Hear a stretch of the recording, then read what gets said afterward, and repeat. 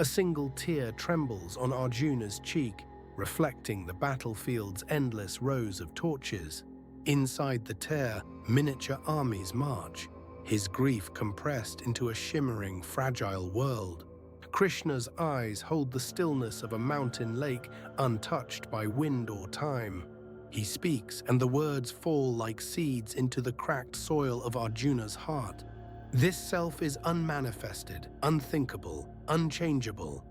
The syllables pulse with quiet starlight. Across the battlefield, banners sag as if every flag suddenly remembers it will burn. Arjuna exhales. His breath becomes a white bird that circles the chariot once, then vanishes. Unmanifested, like the roots beneath this ancient banyan, massive, hidden, yet holding the entire sky. Unthinkable, you cannot bite the moon reflected in still water, you can only see. Unchangeable, even when the pot shatters, the sky inside remains unbroken, unmeasured, unafraid. Krishna gestures. The battlefield dims until only 2 torches remain. Life and death. Between those torches, a bridge of breath. Arjuna's inhale, exhale suspends him above sorrow. Knowing this to be so, you should not grieve. The words settle like cool dew. Grief is a garment that thinks it is the body. Truth slips it off at dawn. Arjuna lifts his gaze. The armies blur into fields of silent, listening wheat.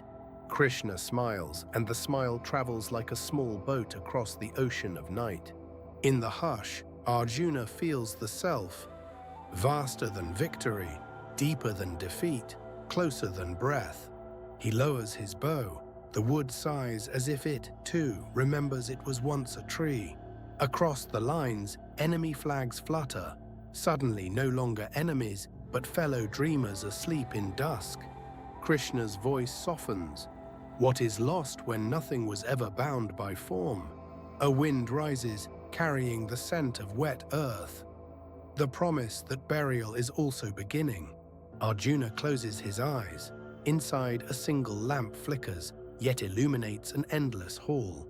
The lamp is the heart. The hall is the self. The oil is knowing. Morning arrives, not as conquest, but as a quiet guest who removes his shoes at the door. Crows lift from the dead, wings white with dawn, carrying names that will soon be forgotten. Krishna places a hand on Arjuna's shoulder. The weight of centuries steadies like rooted stone. Stand, Arjuna, the battle is outside, the silence is within. Hold them both gently. Arjuna breathes in, the cosmos exhales. Breath and universe trade places without ceremony.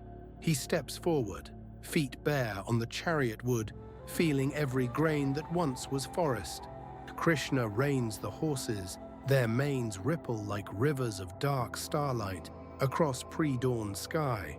The first conch sounds, not a war cry, but the low note that begins every honest prayer. Arjuna listens. Grief has not vanished. It has widened into a silence that includes all forms.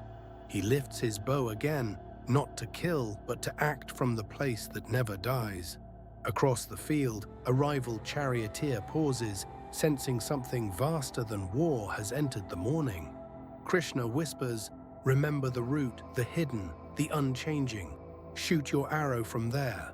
Arrow knocked, Arjuna aims, not at flesh, but at the fear that believes in loss.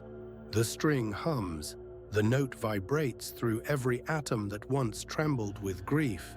As the arrow flies, time folds, past and future merge into the unmanifested now. Krishna watches, eyes calm, as if every battlefield is only a page turning in wind. The arrow finds its mark, not in chest, but in illusion.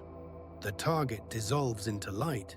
Silence returns, deeper than before, carrying the echo, unmanifested, unthinkable, unchangeable, ungrieved.